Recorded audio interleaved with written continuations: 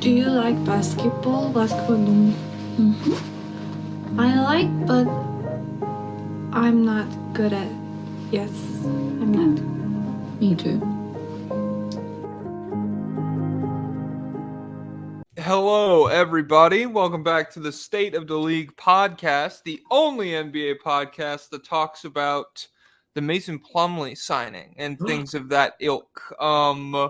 If you're subscribed to the Patreon, that is, we will be talking about the Mason Plumlee signing on Friday on the Patreon episode. And if you're curious, we did just do a full reaction to the entire first round of the NBA draft last Friday with one Ben Pfeiffer. So, yeah, I mean, if you're into that kind Boston Celtics consultant. Oh, shit. Well, he left the franchise and then they immediately won the title. So, I mean, it's just kind of maybe he's not. No, he knows what he's talking about. No, he told them, draft good guys. Draft good guys. Derek White, we can get him for a second round pick. It's easy. It's perfect. That was his idea. That was literally his idea. He wrote it down and slipped it to. He was like Peter Brand in Moneyball. Yeah. I am Jack, aka Oh, Pablo just fucking left. Hold on, everybody. I'm not even going to stop recording. Let's just slide him back in here. Pablo. All right. With me, as always, is the world you, famous. You said I? Okay. I am your host, Jack, aka okay. Jokic Joestar. With me, as always, is the world famous Pablo Escobar. Pablo, if you could stay in the call, how are you doing today? I have a Chick-fil-A coffee. Things are good. Chick-fil-A coffee. Damn. So shout out to the gay guy in the Patreon. Sorry, Pablo. Pride month is over. We're going to Chick-fil-A. Chick-fil-A is back on the menu. Oh, that's fucking bananas. No, it's always Pride month. Happy July 1st. What we should do is make July straight shame month, and then it'd almost be like 2 months of like pride, even by default, even if pride, like, people aren't being openly proud, as long as straight people are being shameful. I figure the discrepancy between pride levels is about the same as it is during Pride month. So that could be dangerous. What if Nick Merckx kills himself? Oh no, that'd be so bad. Fuck, the world would not be measurably better. That's for sure. That's certain. You can quote me on that. It's NBA free agency, everybody. It opened last night at 6 p.m. A bunch of shit has gone down. We've also got a couple pretty major trades to talk about as well. Where do you want to start, Pablo? We'll start with what everyone's been talking about. Jalen Smith to the Chicago Bulls. That's okay. It's a good move. It's a good for a franchise that for a franchise run by a caveman.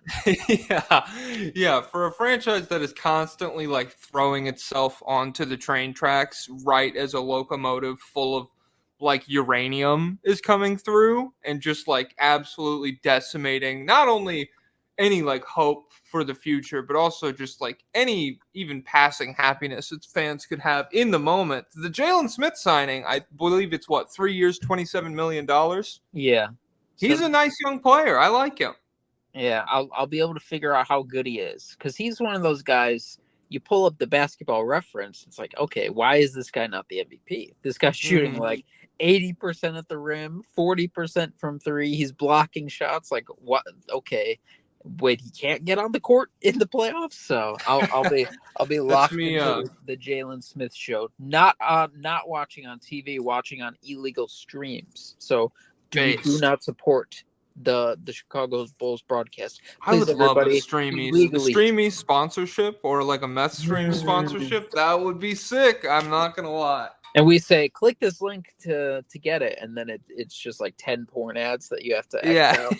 Yeah, it's like all the weirdest sports gambling site you've ever heard of that has like an AI version of Derek Jeter giving you the thumbs up. So Jalen Smith, good signing. Speaking of the Bulls, the Patrick Williams extension, what was it, 5 years, $90 million? Yep. Hey, that's pretty good as well. If he could play, if he could be on the court, I mean, he's a promising young guy. So on the off chance that happens, it's nice to have him for the next 5 years. You know, Josh Giddey's going to need some help at some point. Yeah, we're gonna need at least one guy who can make an open 3-pointer. Patrick Williams, big wing, 40% 3-point shooter, really good defensive player. So that's what is that, 15 million a year? 15 Yeah, I think 90 over so. 5. Yeah, so that's not bad at all. So I've seen some complaints from some smart people, like Seth Partnow was complaining. He thinks the Bulls were bidding against themselves. Hmm. I don't know if that's true. If that is true, probably could have gotten a lower number just based off durability and based off like lack of offensive production. But I'm satisfied with the contract. They could have fucked it up way worse. Yeah, You know. or like OKC or someone could have stolen him.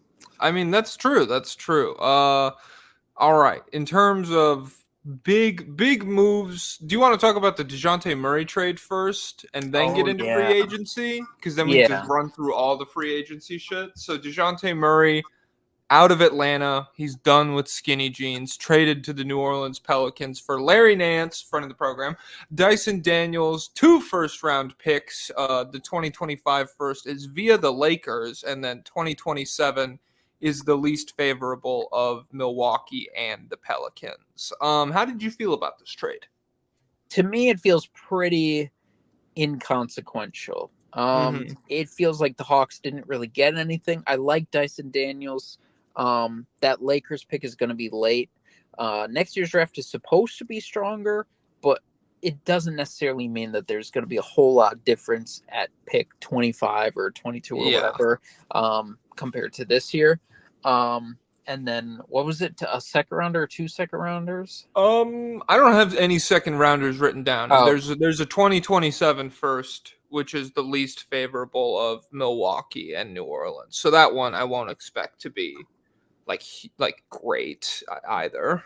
So it's really, and I like Dyson Daniels. I just don't know how much he changes for this Hawks team.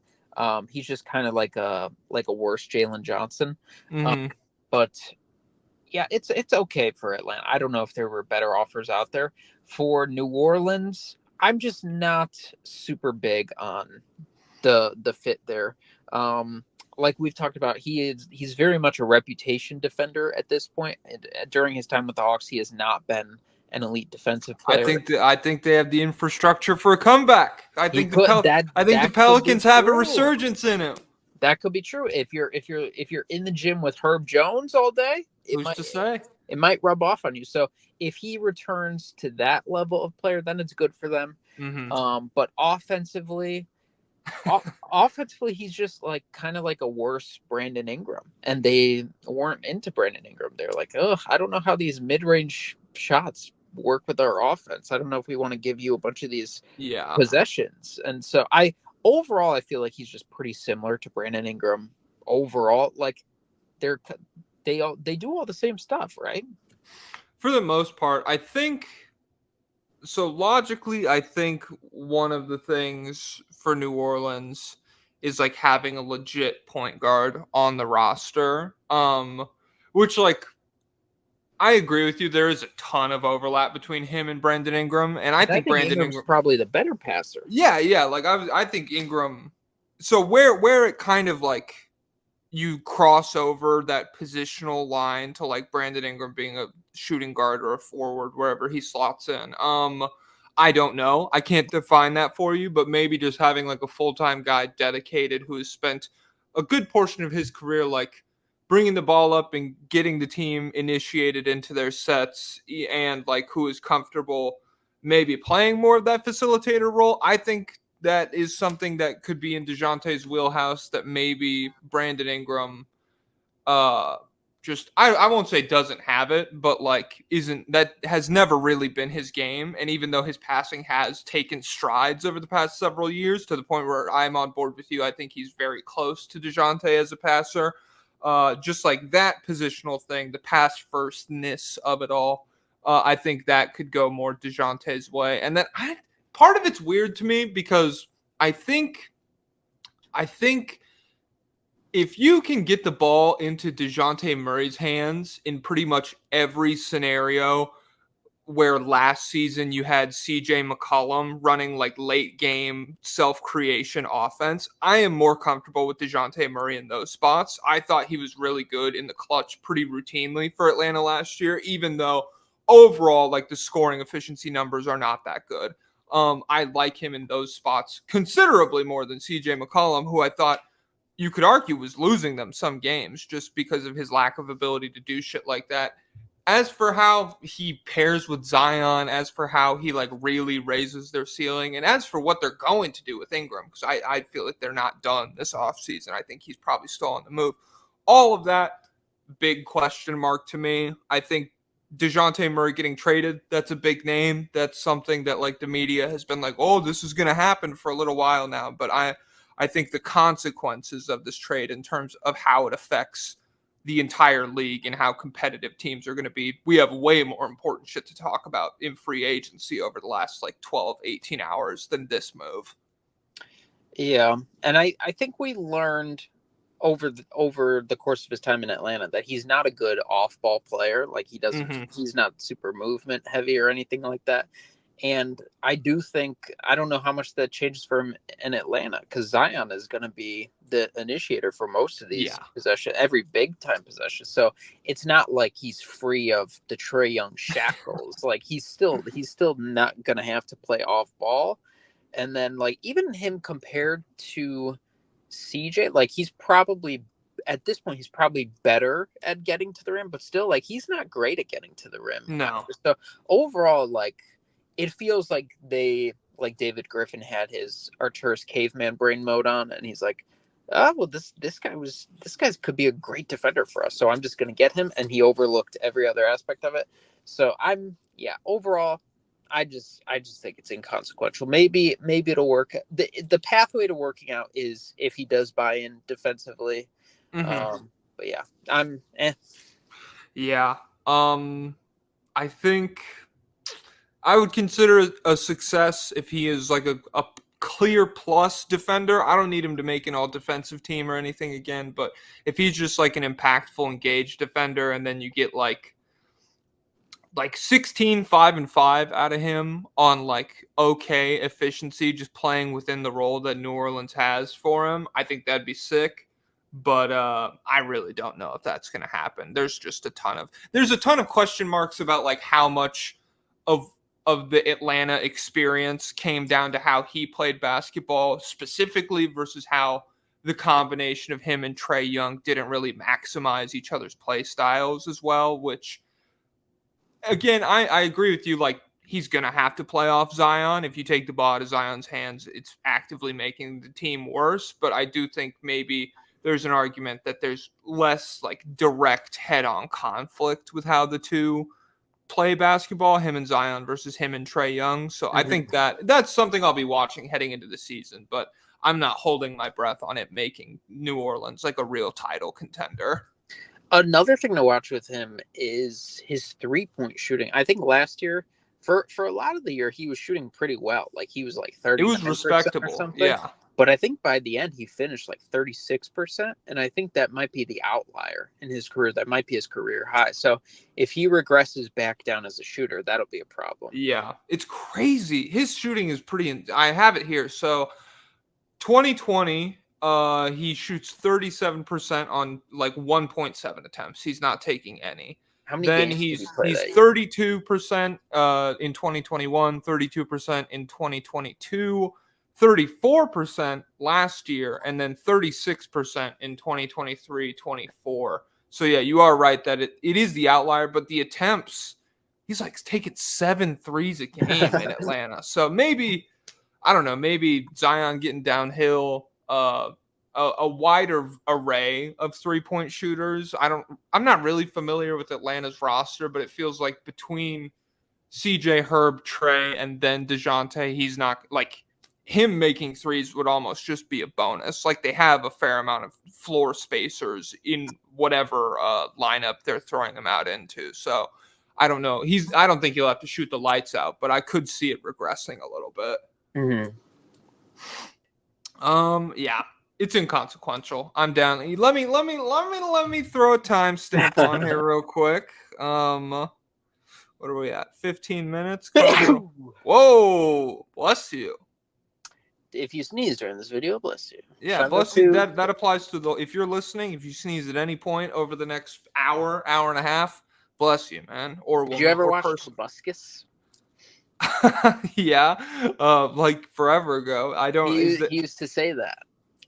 He used to he's say, if you sneeze during this video, bless you. wow. Well, thanks for that was a built-in Tobuscus reference for you guys. All Do you right. know what's happened to Tobuscus?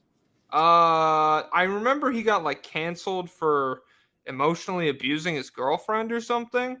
Yeah, there was that, but now he's just like a crazy right winger guy. Like that's his big thing.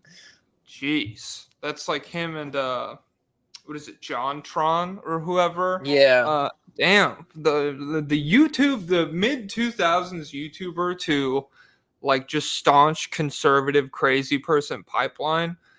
That's it's weird that it's happened so many times. I wonder what the underlying factors there are. And he's still making like the same exact stuff, but just like with that spin on it. That is not a spin that his content need. What is he? He's making Minecraft songs about how they're rigging votes and stuff. The last one I saw was, I forget what the specific thing was, but let's say that there was a comment on his video like saying specifically like trans people are people or something like that, and then he put his face over it and he was singing. He's like, nobody cares, nobody cares, nobody cares, and it was like to Mozart or whatever. It's like a parody type song. So yeah, the Tobuscus, and yeah. Damn. Well, rest in peace to him making good content, I guess. Shout out to him narrating the Assassin's Creed Brotherhood trailer. That video went triple platinum on my YouTube. Shout out to Nugget and a Biscuit. That still gets stuck in my head from time to time if I eat a chicken nugget or two. Yeah, shout out to pre-insanity Tobuscus. What a time to be alive for just some okay YouTube shit. All right. Free agency. What do you want to do you want to talk about KCP, Hartenstein, Derek White? Do you want to talk about big contracts, small contracts? Where do you want to start? Let's do the big fish himself, Paul George. All right. I didn't even write that one down. It's insane.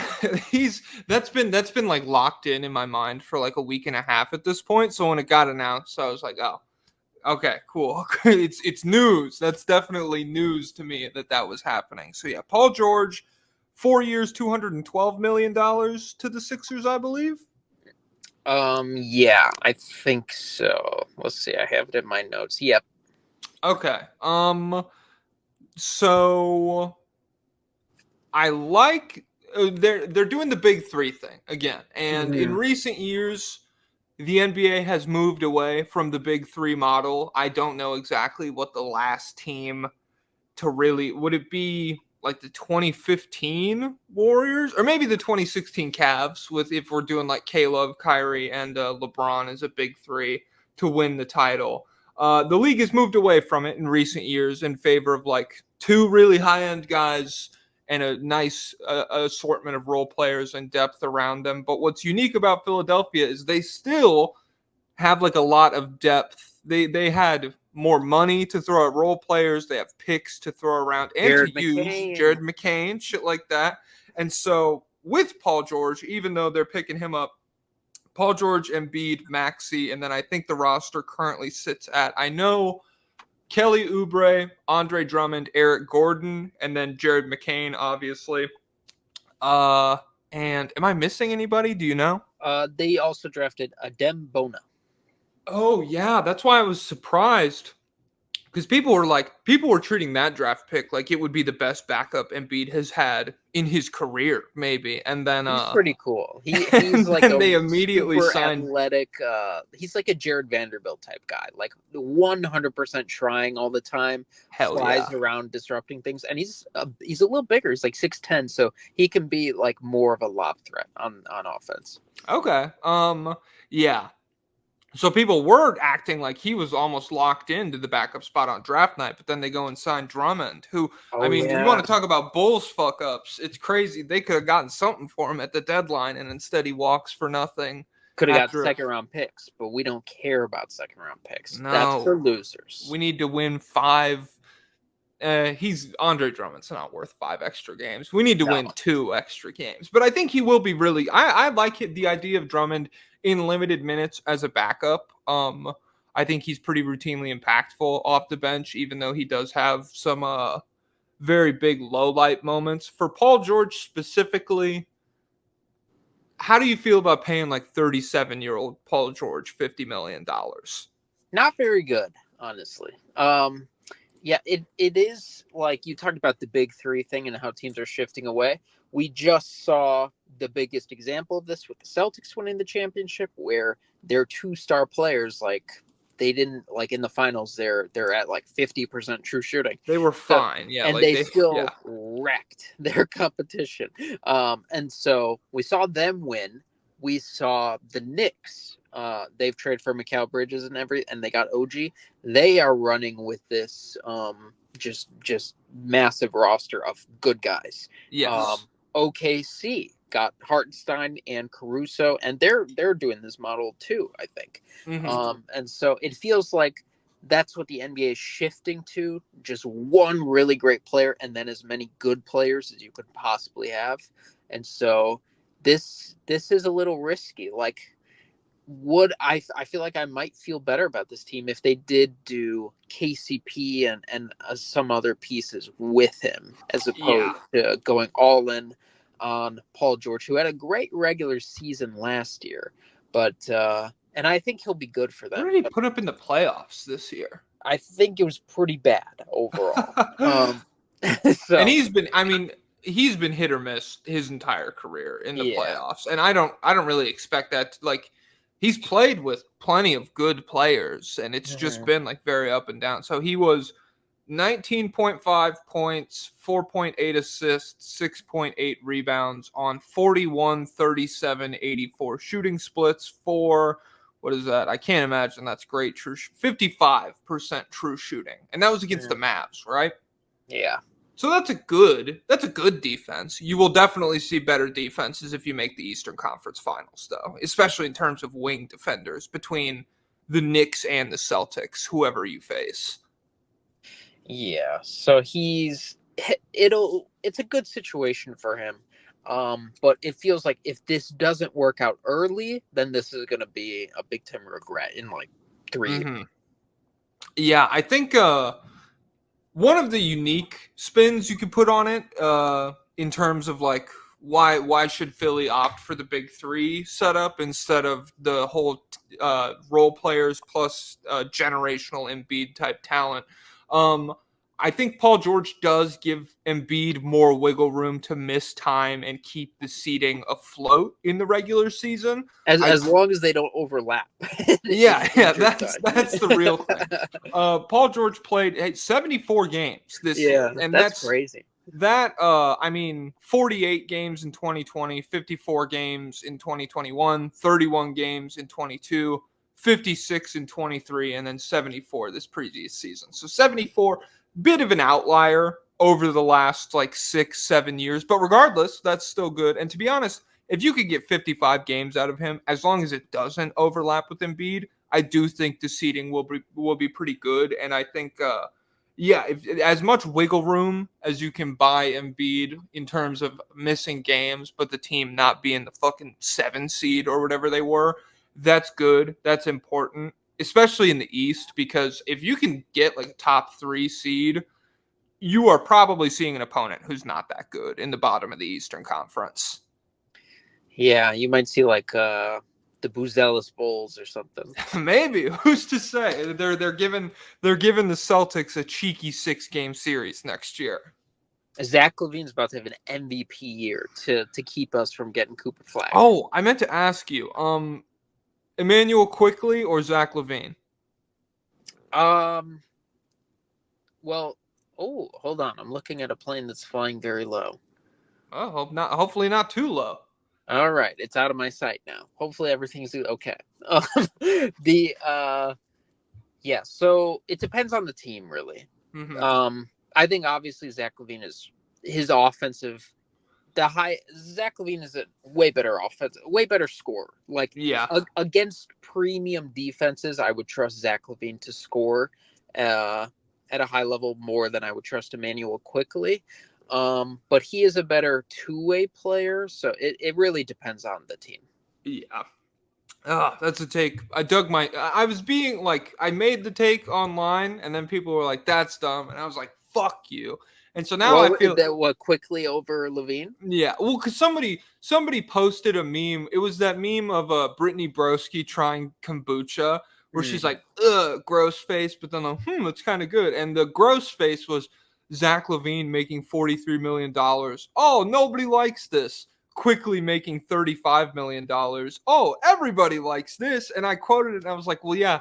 You have I said better player. You have a better player making nearly $10 million less, and he's like 5 years younger. And then everybody lost their minds a little bit. And so I feel like I'm entrenched. Like, God forbid Quickly has a bad year next year. I feel like I'm locked into that take, even though when I sit back and think about it, Zach LaVine, what he was doing, I mean, back 27, 5-5 on 50, 40, 90. Good Zach LaVine is not a question, but we're not at good Zach LaVine. We are at this not. point. We are at injured Zach LaVine. So we don't want your first round pick to come with him, Zach LaVine. You can keep him, Zach LaVine. Man, if only we had like some other player that we could have attached with him in a trade to get rid of him. Someone that everybody would want in a trade. Like who? Josh Giddey! He's actually so durable. Everybody wants him. And he has had triple doubles. The youngest of the triple doubles, as they say. So that means he'll be the oldest player to get quadruple double one day. Oh, cool. All right. So back to Philadelphia. I like the Paul George signing. He's the big fish of this offseason. And I do think with how they've already handled fleshing out the rest of the roster, I'm not sold on Eric Gordon being like a cemented I saw people being like, well, he's going to do what they wanted Buddy Hield to do. And I'm like, he's not better than Buddy Hield. Buddy Hield and Eric Gordon right now are like worlds apart offensively. even if you wanted to like make the argument that the corpse of Eric Gordon is better defensively, which like Buddy Hield's terrible, and I'm not going to argue that. But like offensively, especially what you can do in terms of like running a two-man game with Hield, much less strictly his off-ball shit where I think he completely outclasses Gordon. Yeah, that's a direct downgrade that you took in order to add Paul George. And so I think the fleshing out of the roster, they've done a good job. They've added a lot of capable players. Jury is still out on what Batum is going to do. I saw some reports that we might have to wait until after the Olympics to figure that out. I think he's guaranteed not coming back there. And I've seen some Spurs rumors. Hey, that'd be cool. The Spurs have a history of cool French forwards.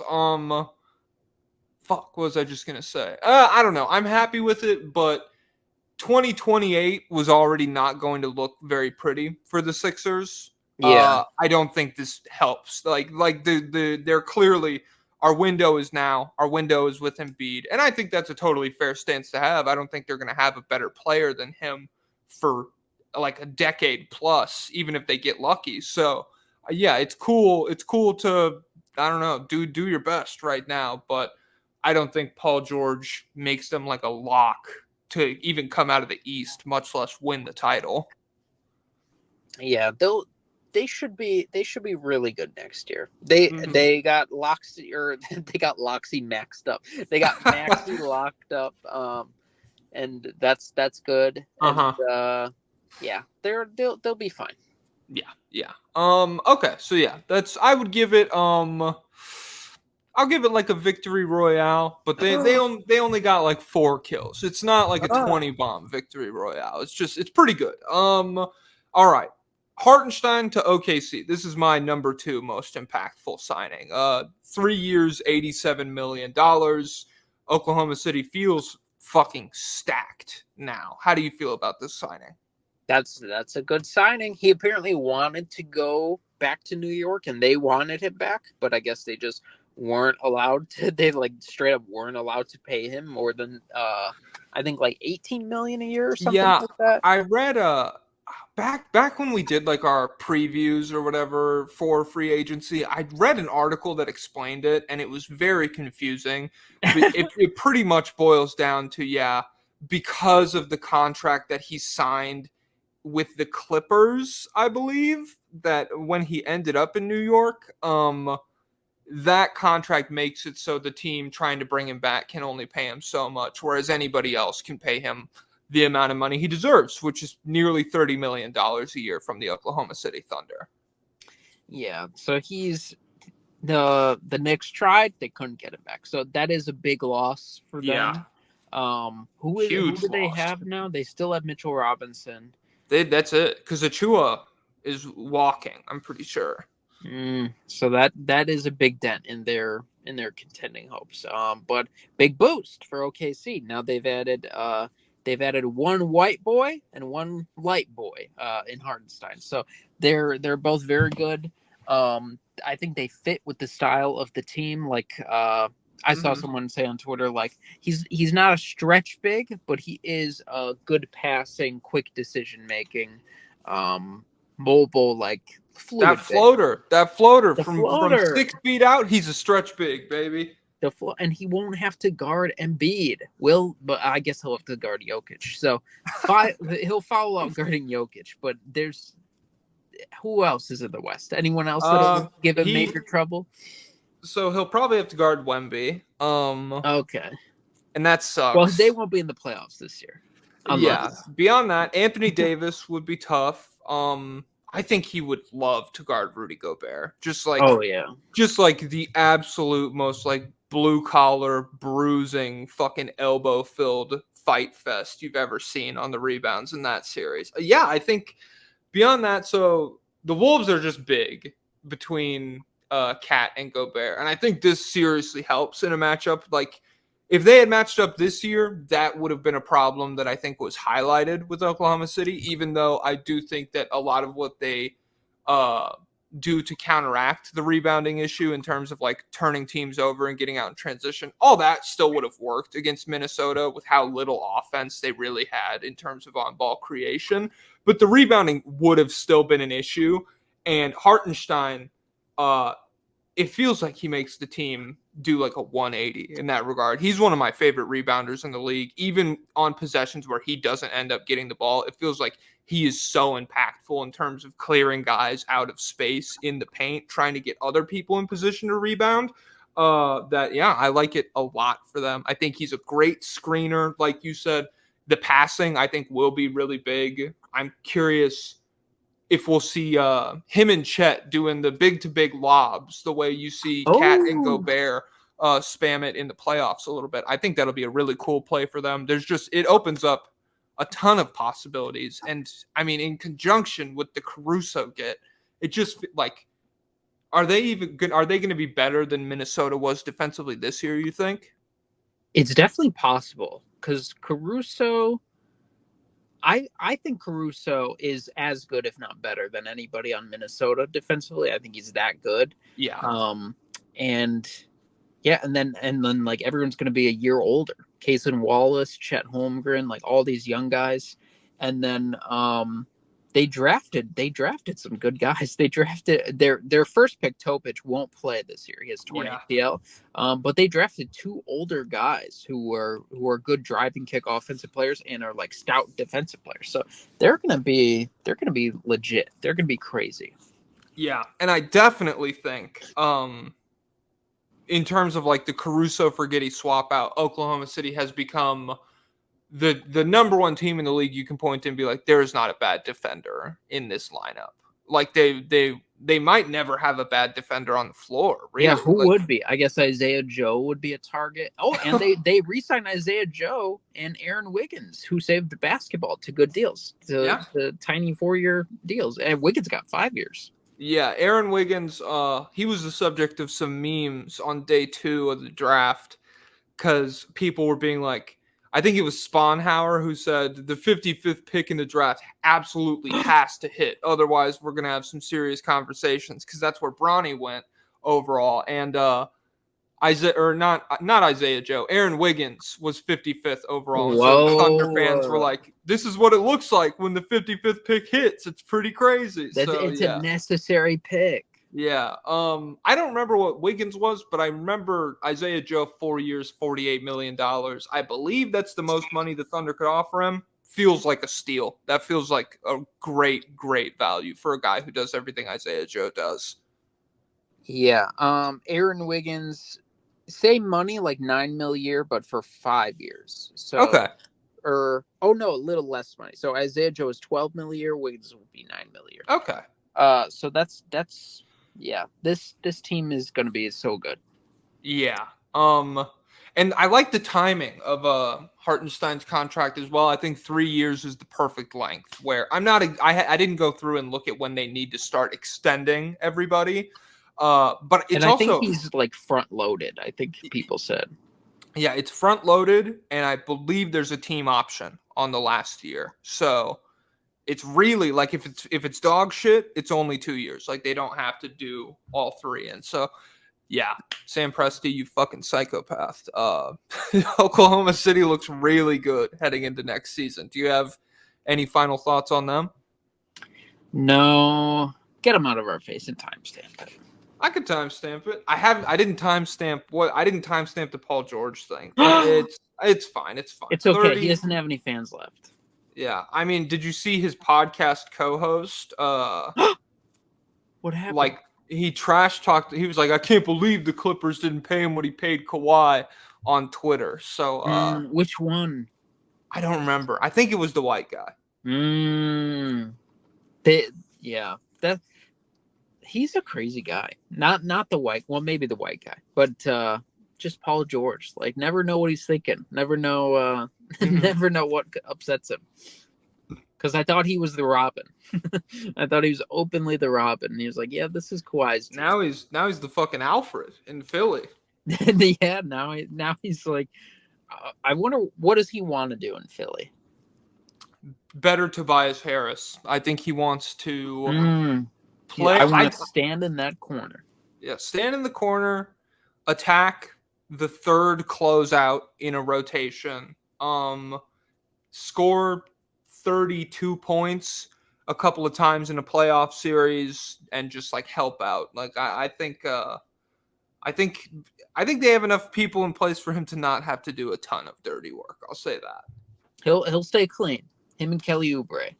Kelly Oubre will get dirty. He'll get clean. Yeah. Although I can't imagine a more effective way to get the city of Philadelphia to turn on you than to have Joel Embiid like fucking laying out on the floor in a playoff series, just like putting it all on the line, and then like you won't even like bend down to pick up a loose ball. Like I'm not doing dirty work. It's in my contract.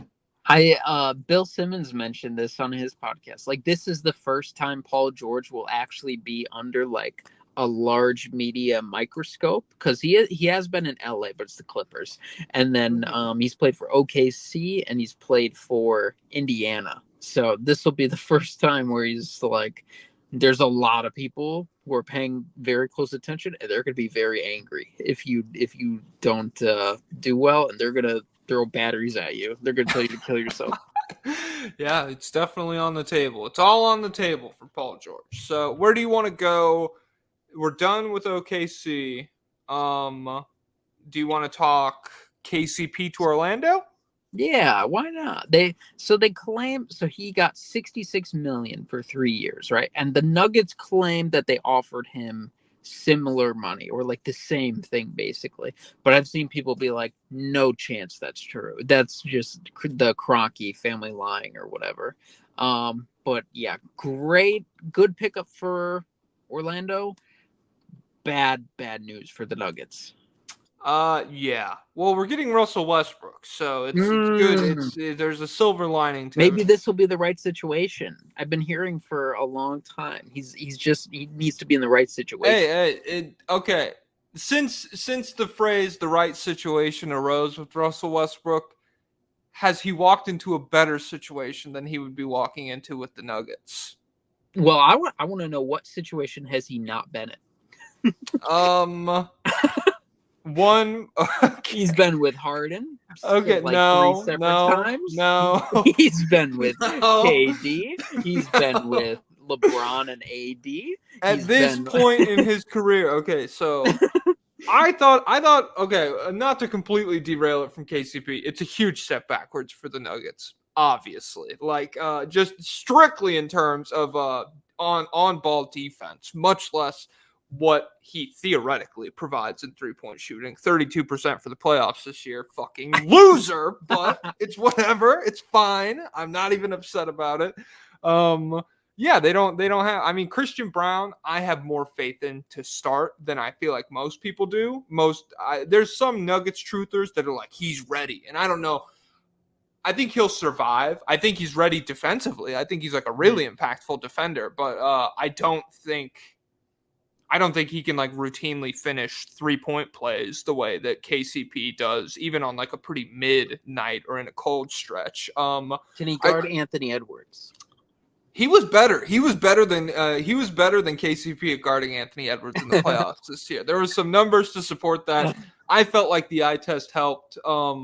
Just because he's like buff, KCP is way more wiry, and so to counteract Anthony Edwards, strong, and so I feel like that's something you need a little bit of girth to guard him and tonnage. Yeah, so I think I like Christian Brown. I think lineups with him and Westbrook, if you can figure out the spacing, it would be. Is Westbrook for sure going there?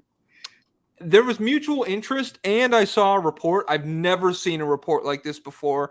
That Jokic went to the front office and asked them to sign Westbrook, and so if that's true, that's like the most he's ever done in terms of like, please go get me this guy. That's like, he's never even been reported to do anything that involved in terms of like putting the team together. So I think Christian Brown and Westbrook, that would be like a real geeker lineup. Like that would be like a shot of fucking adrenaline straight to the heart. But there would definitely be some moments where that team maybe needs to stop shooting 3-pointers. I don't know. So it's a tough sell as the rest of the conference just like hops on steroids around them, between fucking whatever you want to say, trading up for Dillingham, signing Najee, signing Hartenstein, getting Caruso, all this bullshit going on around the Nuggets, and they're like, we need to get Westbrook. That's our big move this offseason.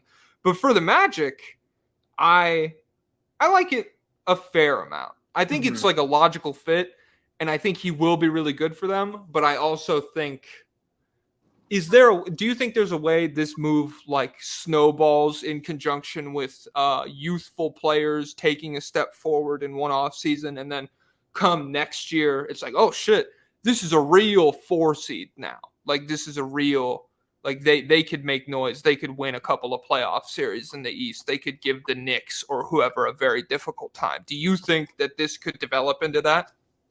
I don't know, because I think it's a good move because you get better at 3-point shooting without sacrificing anything on defense. Mm-hmm. And then it will depend on Franz. Is he just bad now, or is he going to go back to being Franz? And then who is their center? Because they let Goga go, and now there's rumors that they could move Wendell Carter. And what is Jonathan Isaac? Is he? He's barely a center. He's like a combo. I feel like he maxes out at the 4. Like he can be a small ball center. Is he under contract? Oh, I mean, I thought so. Let me pull it up. Keep talking. I think he probably is, right? Because there hasn't been any. It would be bigger news if it wasn't. But like, and they started him during the playoff series this year, right? And then it didn't work out. Oh, they went back off the bench. He's an unrestricted free agent after next season. So this is the last year. It's contract year for old Johnny I. So okay. I don't know. If he's your only big man, that's terrifying. That is not a good proposition. That's like, what are they going to do? Trade for Robert Williams? So they got to make more moves. Who did they draft this year? Fuck. I don't know. I can't remember. NBA they'll have presumably Jet Howard. There's been some Jet Howard hype that he could end up being pretty good next year. But overall, like, am I expecting a huge offensive leap from Jalen Suggs? No. It'll be nice though. They drafted Tristan Da Silva, 18th overall. Oh yes, okay. So that's a big shooter who can dribble and pass. So yeah, they're a little bit better, but I don't see them in that higher tier. I think the people who do are people who think Paolo is going to be unbelievable next year, and maybe he will, but I'm not there.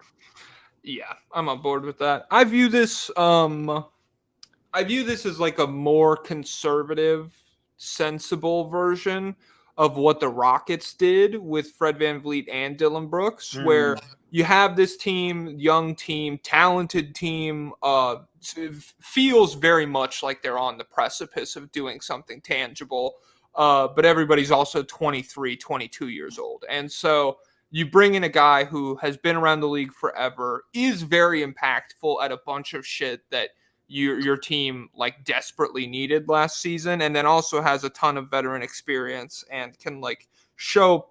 I mean, specifically, I look at Jalen Suggs and be like, he can learn a lot from KCP in terms of like being one of the best guard defenders on the planet, even though he already was that last year. Just like all of the habits that KCP brings, I think between him, Cole Anthony, Jet, who I'm tripping. My brain is short firing, but whoever Anthony you just Black, Anthony Black, and Jet Howard. Yeah, all of those guys. Yeah, those are guys who could learn a lot from bringing KCP in. On top of the fact that he is 40% on 6.5, 7 3-point attempts per game, and I think his looks will be more difficult than they've been in a while. I think it might be a bit of a shock going from the offensive, like playing off of Jokic to playing off of Paolo, but overall, it's a good move for Orlando. And he probably won't be assigned the toughest. He probably won't have the toughest perimeter assignment. They probably still will give that to Jalen Suggs. So that'll be nice little break for him. Yeah, no shit. That's got to be a load off your shoulders. Just pulling up and being like, oh, I just have this guy. Yeah, okay. He can barely fucking dribble. I'm cool. And so I guess they're comfortable letting him go because they're going to have to pay Aaron Gordon next year. And they're like, well, Aaron Gordon's more important. Yeah, the fuck-ups in retrospect definitely seem to be the Zeke NAJI contract. That's just a waste of money from a guy who's contributing nothing. I mean, I fuck with him. It'd be cool if he played well. Like, he had a lot of flashes before they gave him the contract, but I believe it's 4 years, $32 million. He doesn't. That's Max Christie money. Yeah, I mean, shit, he does not crack the rotation, so that's tough. The Reggie Jackson taxpayer mid-level exemption, I think that fucked up their ability to pay KCP in some capacity. I'm not sure exactly how. And then you probably could have gotten away paying Michael Porter Jr. a little bit less. I will not crucify them on that point.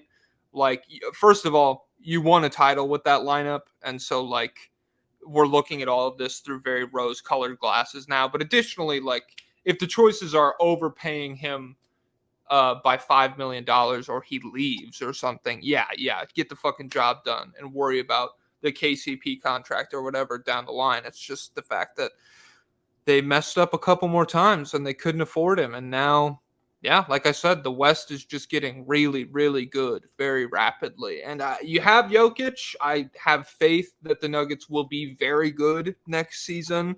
But I just think their high-end lineups definitely took a step back, and I don't know if they're going to have that much better depth to show for it, really. You have hopes that, like, Strother and Peyton Watson and everybody can take a step forward, especially Deron Holmes, the legend. Yeah. Oh, dude, I fucking hope Deron Holmes. It'd be sick. And I think he'll be good, but it would also have been nice. It feels like the transfer from Tim Conley to Calvin Booth was a shift in identity that came a couple years too late, where with Booth, you immediately start drafting, like, we want to have a lab where we grow our role players from draft picks. And that's a fine approach to have, but now we've kind of reached this gap where they're still developing. We need role players now, and yeah, KCP just walked, so it's like you're throwing them into the fire a little bit. It's a bummer because it feels like last year was they should have made the finals at least, and then now Yes. it feels less likely. So it feels like little tint in the window. But as long as you have Jokic, as long as you have Murray, hopefully he's fully healthy. Hopefully he can stay healthy. You have your core four, so that counts for something. Yeah, but yeah, I mean, I agree. I really feel like they had, if not the best starting five last season, number two pretty clearly. And you could argue that like if top end talent matters more than how good your fifth best guy is, they're better than Boston just because Jokic is that much better than whoever, like Tatum. But yeah, now that conversation is done. Yeah. Here, let me timestamp this bitch. What are we at? 50 minutes. Damn, we're flying through. All right. Hartenstein's done. KCP's done. You want to talk about Dallas getting Najee Marshall? I think it could be an upgrade. I think he might be better than Derek Jones Jr. How tall is Najee? Is he 6'7"? He might be 6'5" to 6'7", somewhere in there. He's listed at 6'7". Let me pull up his wingspan here because I know Derek Jones Jr. I think. He's great. He is a great defender. And I think New Orleans, that's a serious step backwards, them losing him. But for Dallas, yeah, I definitely believe it. 7'1" wingspan, 6'7" with a 7'1" wingspan. That is a very talented player. And he's got more juice, definitely as a passer and then as a driver than Derek Jones Jr. He's not the lob threat that he was. And then shooting, they're both questionable, but it's possible for him to be better than Derek Jones Jr. was. And so I think this could be a net positive for them. At worst, it's probably a neutral move. How much he's getting? What, 3 years, 27 mil, and then Derek Jones Jr. subsequently goes to 30. The Clippers for 30. This, I don't know. This is one of those things that you might look back on and be like, oh, fuck, maybe we just shell out the extra mil and Derek Jones Jr. ends up being a considerably better player. But right now, no benefit of hindsight. It feels like a smart, intelligent, like responsible move by the Mavs to just Shrewd, one might say. Shrewd. Yeah. Just immediately patch up all of the shit that they're losing with Derek Jones Jr. I like it for them. He's a great defender. I don't think the Mavs are like it surprised me that the Mavs made the finals this year, to be honest. It would surprise me if they made the finals again. I fuck with Luka. I definitely he might be my favorite for MVP heading into next season. But yeah, just with how good Oklahoma City is, I think Minnesota will still be a bitch to handle, even though Dallas kind of handled them pretty effectively last year. I don't know, man. It's a good move though. It's good. I would give it a victory royale with what did I say? 4 kills for Paul George. I would give this 3 kills. A lot of people died to the storm in this game, you know? Oh my God, Twisters is coming out soon. If you feel it, Jason! Hell yeah. Damn. There's oh man, I wanted to see, well, pissing me off. Movies are so long these days. I want to see Kinds of Kindness by Yorgos Lanthimos because I respect my guy. After Poor Things, I fucked with it. This shit is 2.5 hours long. And then a long time to sit. The Bike Riders. I do want to see that too. That's like 2 hours, right? Yeah, 2 hours. If Twister is not a tight 90 minutes, I will lose Twister can be 6 hours for me. No, that is the most 90-minute movie I've ever seen. We've got enough exposition in the trailers already. This shit can be cut and dried. A Twister shows up. They learn scientifically that Twisters are showing up everywhere. They have to stop it somehow. They fall in love. I don't know who the lady is, but shout out. What's her name from Normal People? I've never seen Normal People. Daisy Edgar Jones. Normal People. It's good. Well, it's actually. Well, you would like it. It's kind of depressing a little bit. Okay. I can't. I'm full One Piece pilled now. I got Garp just showed up post Ennie's lobby, and now I'm like, oh, this shit is rolling. I'm getting like full world exposition now. It's like I was having fun, but it feels like I've put in the elbow grease, and now I'm like, oh, this is sick. All right, dope. Oh, yeah, One Piece is better than Normal People. Comment down below, guys. Which is better, Normal People or One Piece? But also Demon Slayer, their season the season finale just came out of the most recent season yesterday. It was only 8 episodes. Have you been watching? Yeah. Damn, I've watched the entertainment. I've watched the entertainment district, and I loved it. It was sick.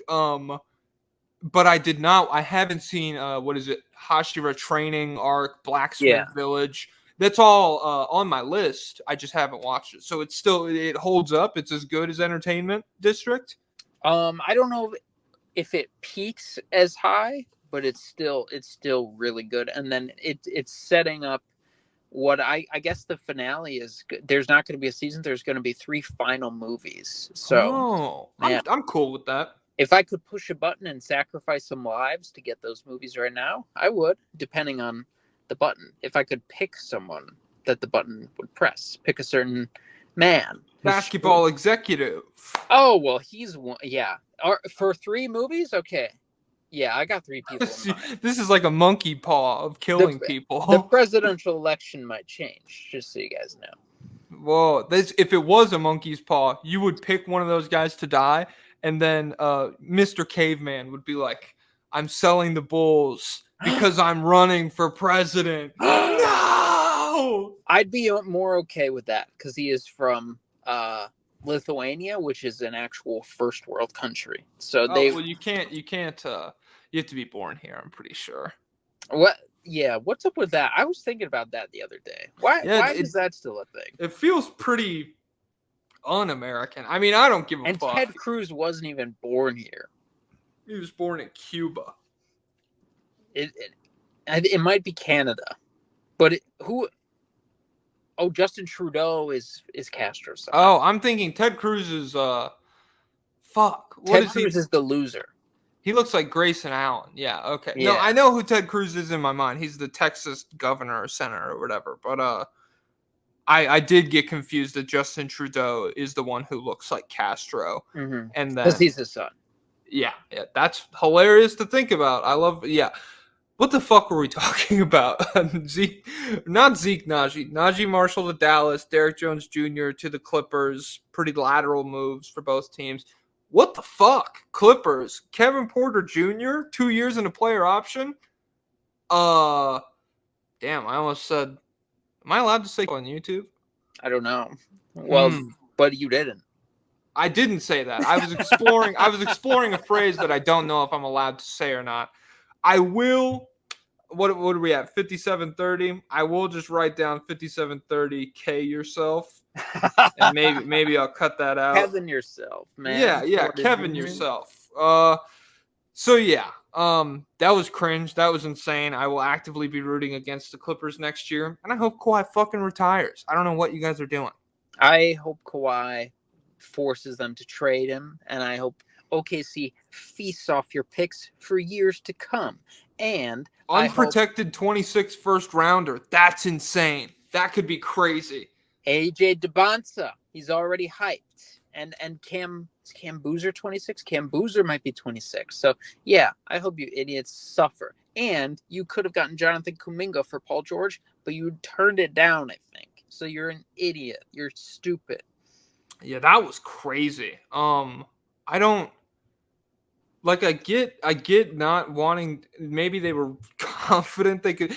All the reports, though, I think they're like, wait a second. That's our Western Conference playoff rival. We can't give them a good player because how are we going to beat them in the playoffs then? It's like, oh, well, yeah, oh. Worry about that when it. I mean, Jesus. Yeah, you'll be there. Yeah, that's definitely a real problem for you guys. Yeah, it's just like all of the reports, I don't know why they would be confident they could bring him back, because every single report was like, well, they're offering him 3 years and everyone else is offering him 4 years. And he's gone on the record being like, I want 4 years and I will not sign for less than that. And the whole time the Clippers are just like, he's bluffing. He's bluffing. He's kidding. All of You his stuff is know him already like here. We know him. That's just Paul. That's just PG, man. Come on. Oh my God. That's All just right. prankster P. Prankster P. I like that. I hope that stadium goes bankrupt, and I hope Steve Ballmer sweats himself into a pool while he's sleeping, and glug glug glug. Oh no! He saturates himself with sodium from his sweat. He drinks so much sweat that he dies of dehydration, like salt water, kind of. I hope that smoking section catches on fire and no civilians die. Only executives in the booths. That'd be kind of sick. Shout out to Big Tobacco. If you want to sponsor us, we will happily go sit in the smoking section at Intuit Dome. Oh wait, it's just for weed, right? Yeah, I think so. Fuck off. I'm not taking money from Big Marijuana. Oh, Big Tobacco, hit me up. Big Oil, absolutely. Big Marijuana, you guys are annoying. I don't know what to Big tell you. Aldi. Oh, We'll are you Aldi pilled? I'm okay. They got great chocolate Aldi. It's supposed to be. It's imported from Germany. German chocolate. All right. Good lemonade. Speaking of the Clippers, we can go into this. All right, Clippers talk at an hour. Harden re-signs for 2 years and $70 million. How do you feel? I feel like he did it just to make Paul George look bad. Because what else did he do? He said something.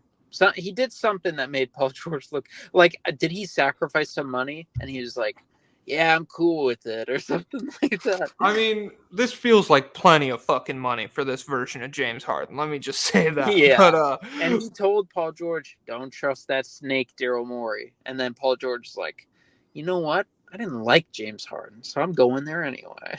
Yeah. It would be funny if Daryl Morey just completely screws him over. But $200 million guaranteed. I don't really know how you're going to fuck him over. Yeah, it feels... I mean, it's cool. It's fine value. I think Harden is still a good basketball player, but overall, like, there's just this cloud. You lose Paul George for nothing. This is not like a real team in the West anymore. Even if you get 65 games out of Kawhi, it's impossible to imagine that he's going to be healthy for an entire playoff run. And even if he was, that just kind of puts you into a conversation with, like, other mid-tier teams. Like, I don't think that team beats the Thunder. I don't think healthy Kawhi, probably the best player in like a Minnesota Clippers series. You could argue Anthony Edwards, maybe he takes another leap next year, but like the best version of Kawhi we've seen, probably the best player in that series, still think the Clippers lose just because of all of the other aspects of the team. And so, yeah, like even if you get healthy Kawhi for the playoffs, it's just like it doesn't matter. Like, this is a nothing team, and it feels like, yeah, I don't see him doing shit. I'm at free Kawhi stage. Free Same. Kawhi, get him off this trash team, this trash organization. Fold this team, move it somewhere else, get new ownership, get new executives, whoever signed off on Kevin Porter Jr. Get him out of there. Get Kawhi back to the Spurs. That would be cool. Kawhi, damn. Popovich was planting the seeds, remember? He went on the intercom and said, "Don't yell at him. Wink. Don't yell at him. He's overstimulated. Leave him alone." Thanks, Pop. He's my friend. Stop. Yeah, other than that, I really don't have that many thoughts on the Harden signing. It's fine. 2 years is fine. I don't know what he's going to look like at the end of it, but yeah, I think the Clippers, they might be cooked. Obi Toppin. He left again. Pablo left again. Son of a bitch. Obi Toppin. Obi Toppin. Obi Toppin. What is he at? 4 years, $60 million. That was the other 15 mil I was thinking of. We mentioned someone before. Aaron Williams. Oh, Patrick Williams. Yeah. Obi Toppin. I think Patrick Williams is better than Obi Toppin. I wouldn't want to pay Obi Toppin that money. You don't think so? I'm not Obi Toppin pilled. That is so surprising to me. I think he's a special teams player. Well, I think he's a bench player, but like, I think he was a funky layer in an offense in an offense that nobody was really able to solve this season. I think he comes off the bench. He provides a nice spark. He provides some low volume, high efficiency 3-point shooting. He's a sick transition player. He's a nice little lob threat. I think $15 million is fine for him. And he plays. He plays. Where's your $15 million? In a fashionable outfit on the bench in the United Center. I might rather watch mine play basketball. Who's to say? I don't know. I'd rather have Najee Marshall. I might rather have Derek Jones Jr. There's some guys. I'd rather have Isaiah Joe. I think it's a little rich for Obi. Yeah, now that I'm thinking, Isaiah Joe versus Obi Toppin. Okay. Aaron Wiggins, who saved basketball. Yeah, but those guys, everybody you mentioned, I don't know. Najee Marshall. It's tough because of the identity of Indiana, I suppose, where adding Derek Jones Jr. or Najee Marshall, it almost feels like it would that dilute your offense a little bit? Derek Jones Jr. could do most of what Obi Toppin does. Yeah, I think he could be straight up better. He's probably a worse shooter, but and then I Obi fits with the Pacers ethos, but yeah, I'm not Obi Toppin build. I am. But yeah, now talking through it, and now that I'm stacking it up to all these other deals of guys who are comparable talent levels, I definitely don't think he's the most valuable out of all those guys we just mentioned. So, well, I think it's cool that they kept him. Yeah, that's maybe a little bit much for one. Obi Toppin. We can just run through. I'll title this section "The Rest of the Signings." All right, Jonas Valanciunas to the Washington Wizards, 3 years, $30 million. They say it's a future trade deal, so through that lens, I guess it's fine. Twin Towers lineups. It's interesting. I wonder if Sar is looking for that power forward spot full time. I think he is just genuinely straight up better at it. Like, that's what his game is suited towards playing. Okay. All right. Well, yeah, then cool. Good for him. I think it's good value. I think it'll also help them win games. Like, I do think. Has he been there before or no? Valanciunas? Yeah. Has he played for the Wizards before? No. He was in Toronto. He was in Toronto. He was in New Orleans. And where else? I think that was it. He was in Memphis. Oh, yeah. He was the swap Steven Adams for Valanciunas. I can picture him very easily in a Wizards uniform. Yeah, I think he will help them win games in the sense that, like, he could be a mildly impactful double-double, and the problems with him kind of arise when you're looking for a team to, like, play high-level postseason defense. Most of the issues that come with having Valanciunas on your team, I don't think will really rear their head with what the Wizards are trying to do next season, so I'm cool with the signing. Chris Paul to the Spurs, 1 year, $11 million. Pretty epic, pretty dope. So does he start and then Trey Jones, little bench moment, or what? I think so. I think that'd be crazy if he was like, oh, you guys won 22 games last year and Trey Jones, you're going to start Trey Jones over there? I think that'd be crazy. So, yeah, I think it'll be cool to see him and Pop and him and Wemby, and they're not going to win anything, but it'll just be a cool year. Like, there will be some press conferences where Wemby is like, "You're teaching me so many things. This is going very well." And Chris Paul will say, "This is the most talented guy I've ever played with." I love how everyone's posting 2007 Chris Paul highlights. They're like, they got a demon. Darko Milicic on the floor.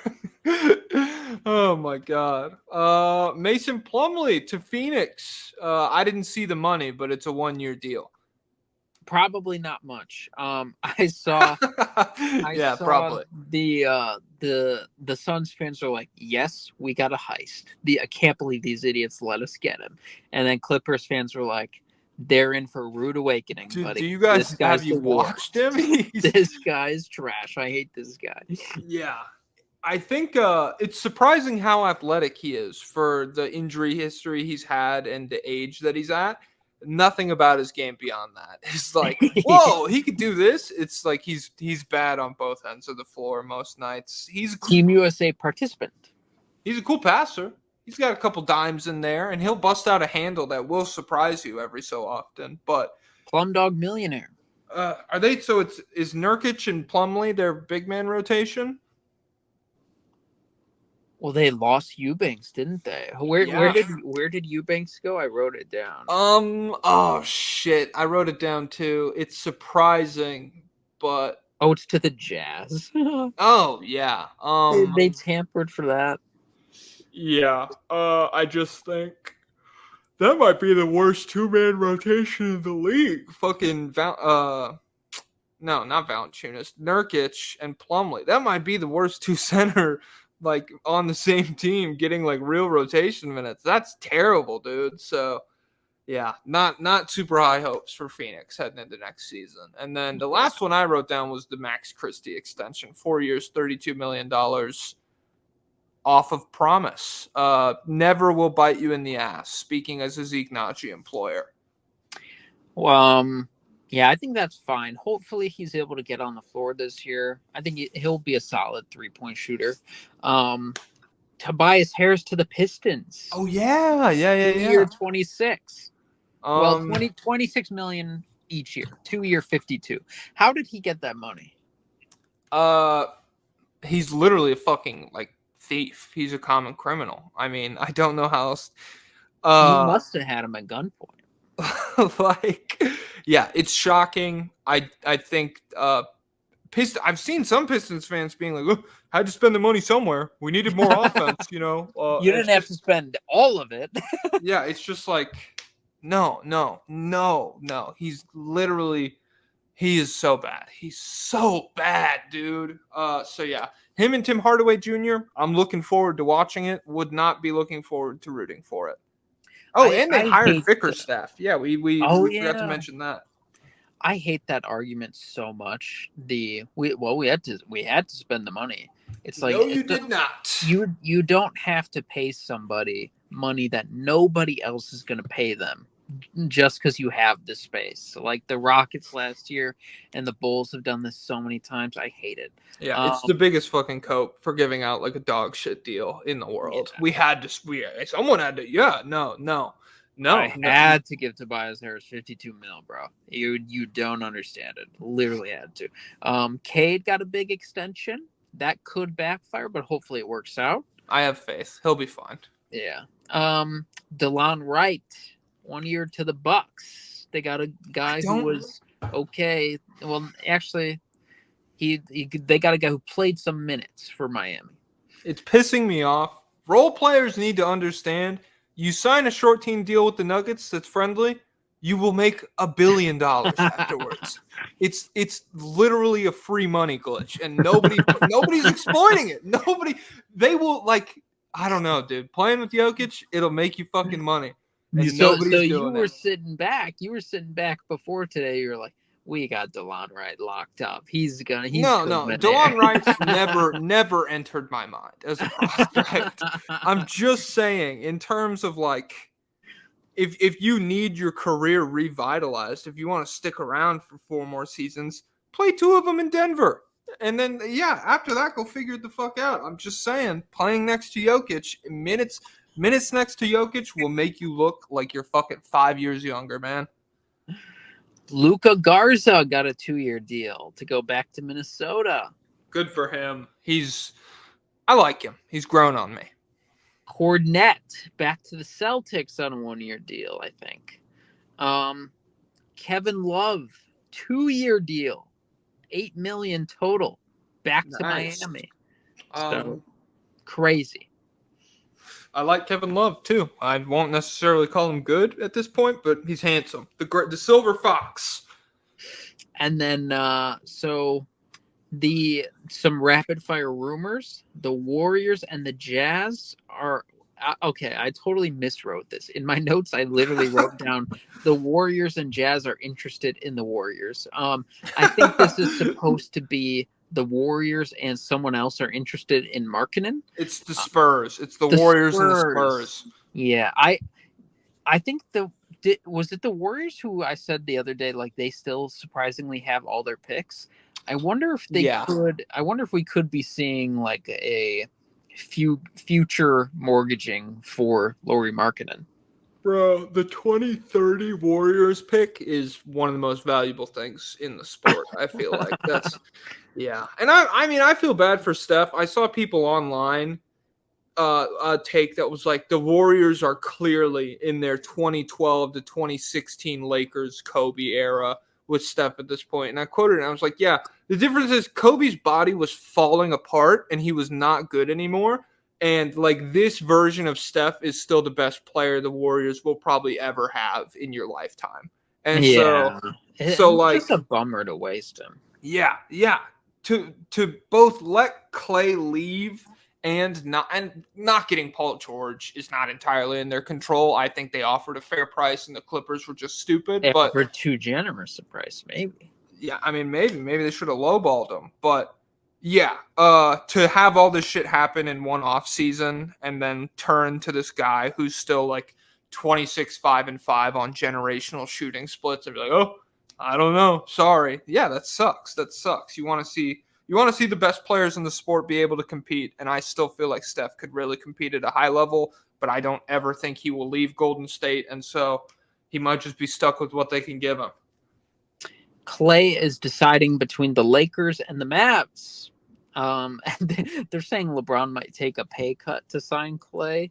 But then Brian Windhorst was like, guys, he would have to take a $35 million pay cut. And so it'd be so funny, just like Jokic going to the front office for the first time ever to ask for Westbrook. It'd be so funny for LeBron to take. I guess he's taken a pay cut in Miami before, but it'd be so funny for him to take that massive of a pay cut just to add a washed Klay Thompson. I would imagine maybe he'll take a little pay cut and they'll get off some other money. But yeah, Klay Thompson probably not going to change either of these teams' lives. But they were already the best 3-point shooting team in the league last year. The Lakers were, or they were one of them in terms of in percentage, like volume and percentage. They were taking a ton of threes and they were shooting them at a really high clip. They added. I thought the Lakers were down with the Nuggets in terms of volume. No, let me see. Keep yapping. I swear they were high volume because I remember D'Lo and Reeves. Maybe this is like post All-Star break or something that I'm remembering. Here, keep talking. LeBron. Oh yeah. So the Kings are rumored to trade for Ingram. I think that could be okay. Just a guy who could probably. I guess his mid-range game is like antithetical to the pace that they play with, but yeah. I think if you get him to buy in, that's just a good long wing who can. It's just better Harrison Barnes, and so De'Aaron Fox, Keegan Murray, Brandon Ingram, Sabonis, and then who am I not thinking of that they start? Because Monk comes off the bench. Were they starting Davion Mitchell? I don't know, but you were right. You might be thinking Kevin Huerter. Were they starting? But you were right about the Lakers. That's what I was going to say. 27th post All-Star break in 3-point attempts, and then 28th for the season. So maybe adding 10 through Clay could be cool, I guess. But I don't think it really obliterates the expectations I have for them. Ingram wide open threes from Luka could be okay for him. That could be chill. Probably not going to swing the Celtics series.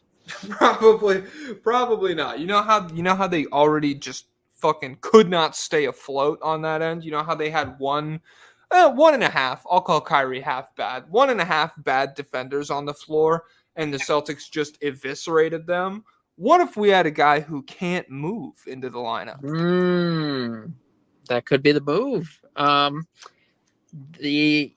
then Celtics are for sale. Who's going to buy them? Mark Cuban? Us. 10 million patrons. Guys, if we get to 10 million patrons, we'll do it. We'll buy the Celtics. What would and that be per month? we'll 10 million times 5, so 50 million, and then Patreon takes a cut. I don't know what that would put I it don't at. think we can buy the Celtics for We- $48 million for the price of like a year and a half of Derek White. I don't think we can How many afford the years? Celtics. Well, wait, 40, 48, 45, let's say 45 million a month. So then 450 million is 10 months. And then, so like 500 million a year. Okay, so after a few years of it, we might be able to, if we save it all. Okay, like five years down the line, And nobody unsubscribes. nobody unsubscribes. Inflation doesn't fuck up. The NBA doesn't get massively more popular, and the team value skyrockets. Oh crap! We should be good. I think $5 billion could get us. We'll need something to happen. Well, the ratings are down, guys. It's a bad product. Don't watch. Don't watch. And we're introducing a new tier. We can call it the GM tier. And if you pay $10 a month, you can vote on all of our GM moves once we've bought the Celtics. Lobbyist requests. Who should we trade for? Who should we trade for? Bronny? Okay, all right, cool. All right. We do have some Whoa! At the buzzer. What do you got? All-star Klay Thompson, 3-year, $50 million deal with the Dallas Mavericks. Dude, I'm so fucking... Oh, and Nick Batum, the Clippers, $10 million. Oh, man, he's back. Damn, and Josh Green's going to Golden State on in the Klay deal. This rocks. What? We never get to fucking call this shit as it happens live. Yeah. Josh Green. So, oh shit. Okay, I got the Woj tweet right in front of me. Free agent Klay Thompson plans to join Mavericks on a 3-year, $50 million deal with a player option. Thompson ends historic Warriors run as part of multi-team sign and trade that sends Josh Green to Charlotte. So I wonder what the Warriors are getting in all of this. To Charlotte. That's a good pickup for Charlotte. But why? I don't know. I like Josh Green. Yeah, I don't know. I would have. There was when Klay Thompson or when KCP to Dallas rumors were flying around. I would have been cool with Josh Green coming back, to be honest, in that deal. Oh, so, that'd be epic. Yeah. Yeah. I think it's good for Dallas, like we just said. Adding a defender who can't move into the lineup, I don't know how that swings the Boston series, especially considering Josh Green is a good defender and he's gone now. So like you are taking a direct step backwards in that regard, but you have more offensive upside, especially if you can get like a resurgence here out of Klay. And then Batum, 2 years, $11 million with the Clippers. It's still fuck the Clippers. I wish Batum had signed somewhere with real expectations where he could have been an impactful role player, but yeah, like Philadelphia. I liked him in Philadelphia. I would have liked him literally anywhere. He had the big game against the Heat in the play-in, and then he didn't do anything in any other playoff game for Philly. Yeah. So he's pretty inconsequential at this point. Klay could. Well, think about this for Klay. Last time we saw him, he went 0 for 10 in a play-in game, right? Yes. So law of averages. He's due. So they should not play him until the finals next year. And then he just overwhelms Boston. It's a rematch, and he just fucking nukes them. Yep. 15 for 20 from 3-point range. Klay Thompson. That could happen. It's just the OKC game all over again. Hell yeah. Well, yeah, cool. I mean, I'm glad we caught that news right when it happened at the fucking buzzer, like you said. I think, I don't know. I didn't want Klay on my team. I don't know what he's gonna look like in 3 years, but rest in peace to the Warriors era, definitely. What a bummer. I want to get to some lobbyist requests. We didn't get any done on the Patreon episode because we had to talk about the fucking draft for so long, you dorks. I sent you a couple. We can run through those first, and then we can rapid fire the rest of them. A real big basketball which Muppets would make the best basketball players? Did you write any down for this? So I never watched the Muppets. Me neither. Yeah. So I think Kermit would, because Patrick, he has the same voice as Patrick Mahomes, and Patrick Mahomes is 6'5", And Evan Turner. And he could play basketball. So probably Kermit. I wrote down Gonzo and Fozzie Bear would both make like a great mid-'80s head coaching duo. Are you familiar with either of those guys? No. Oh, they wear like just like very loud suits and like hats and stuff like that. And so I think they could pull off maybe like a Chuck Daly sideline situation. Craig Sager type beat. Yeah, definitely. Oh, I forgot the time. Left his family. Craig Sager left his family? Yeah, do you know he was a bad guy? Damn, him and Dr. Seuss. This is sad. Yeah. All right. Noyad wants to know, if the NBA was an anime, which NBA player would be the protagonist and who would be the main antagonist? I have two answers here, two routes. One, Wemby is the clear protagonist. Two, Chet is the protagonist. Wemby is his like Sasuke foil character. And then I think in terms of like the morality of the verse, it would be very like pre-White Walkers Game of Thrones, where there are people you don't like, sure, but there's not really like an objectively good or evil side to the shit. Like it's just like a power struggle type thing. And I think the Celtics having the power right now, everybody would not like them. That's like the Ramsey Boltons of the fucking verse or whatever. But I don't think there's necessarily like a full-on good guy. And then I have one, but I want to let you go. I have one more. Yeah, pre Wemby, I feel like there were a couple main characters. Like Giannis was one very clearly. Luka was one. Jokic is kind of like a side character who's at like the top of the verse still. But in terms of enemies, it's probably, I guess the Celtics would be like the Akatsuki or like the Phantom Troop. And probably like there are villains that are weak, like Kevin Porter Jr. and Miles Bridges and stuff like that. That's like the Joffreys. Yeah. Dude, Phantom Troop. I just reread Hisoka versus Crollo, the manga fight. I just reread it because it popped up on my For You page. That is such a fun fight, dude.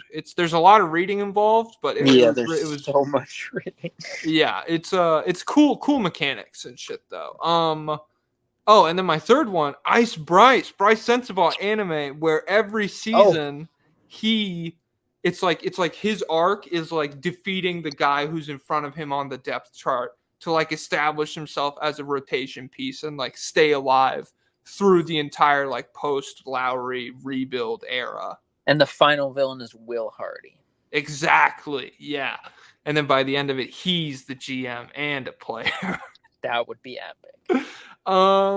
Josh Lerman, if you could make first take debate style headlines on past or current day geopolitical events, what would you make? Example, IDF, evil oppressors, or simply too dominant against the competition? Question mark. I wrote down Cuban Missile Crisis, JF goes on vacation, and it's like the K letter, so JFK. Tempers continue rising in Cuba. What did you write down? Roman Empire, greatest dynasty ever? What I would do a lot of those type of debates, like Mongol Empire versus Roman Empire and stuff like that. It's got to be Rome. It's got to be Rome. Rome's, yeah, that's what it feels like. Hey, Mr. Mongol guy, let us know. I also wrote down the SEAL Team 6 killing Bin Laden. Maybe we could frame that in like a. That's the most overrated Mickey Mouse. That's what I was saying. They have no real rings. You know, they have all this acclaim. They're like the go-to special ops team that people mention in pop culture. Osama bin Laden was barely hiding. He was watching fucking Sonic fan fiction in like a normal cave in the middle of somewhere. Like he was not like watching hentai. Yeah, bro, he's watching Naruto on the fucking surface. He was not like built into a mountain the way people made it seem. So yeah, overrated Mickey Mouse bullshit. And then Riley wants to know if LeBron is known for his longevity, who is a player comp to Joe Biden? Who'd you write down for this? Oh, Joe Biden. I forgot to write something down. So here, you go first and let me think for a second. So I wrote down we're looking for a guy with like respectable longevity because Biden has been in the political sphere for a long time. Who is just like completely asleep at the wheel, like propped up by pharmaceuticals by the end of their career. I wrote down PJ Tucker springs to mind for me, where it's just like, bro, read the room. Like you are not qualified for this job. It is damaging to the rest of the team for you to do this job, for you to force yourself into it. And I think everybody would be not only better off, but happier if you took all your sneakers and kind of just went and did like a little podcast or like a pundit gig. I think there's spaces for you there. You have an interesting perspective. He needs to he should be at home in a rocking chair. It's tough because it's hard to assign that person to an NBA personality because nobody in the NBA is that evil and that horrible and has left that negative of a mark on the world, and we'd be better off if they never existed. But I don't feel that way about PJ Tucker, by the way. Yeah. PJ, I know you listen. I think you're sick. I think the shoe collection's dope. I'm just saying the corner is not for you anymore, man. But like playing wise, like probably like I feel like Jamal Crawford. Like there's been some cool moments. Yeah. But like stuns Jamal Crawford. Yeah, by the end it's like, God, geez, this is like a corpse out there. And then like if you ask Jamal Crawford, he's like, I can still go out there. I can still do it. Yeah. And it'd be like, no, please don't. So often he hits like a dribble move, and that's Biden's ice cream moment when he goes and gets an ice cream cone, and you're like, whoa, this is the fastball. He's like interacting with normal people, and then he tries to like finish the layup and bricks it, and that's Biden, I don't know, having a conversation with a normal person. Maybe Westbrook is a good comp too in terms of I don't think so. Biden was vice president at his peak. At Westbrook's peak, he was vice president of the Thunder. But as soon as Westbrook takes over as president, the things don't go quite as well. And he won MVP. And we can point out all his issues, and then people are like, no, but look how enthusiastic he was this one time. I do like the idea of Westbrook's fan club being like a blue wave libs, just being like, actually, like this every 4 years, this is the most important, I don't know, MVP campaign of your life or something. This is just not the right situation for Biden to have his best. It will be if we reelect him. If we get him, that'll be the right situation. Yeah. Perfect. Thanks, guys. All right. We do have, holy fuck, you guys were very active. We got to figure out a maybe like a filter situation, or where you might the value of a lobbyist request might go down because we have like 12 more to get through. Might have to start upvoting. Yeah. Oh, upvotes could be chill. I could see that.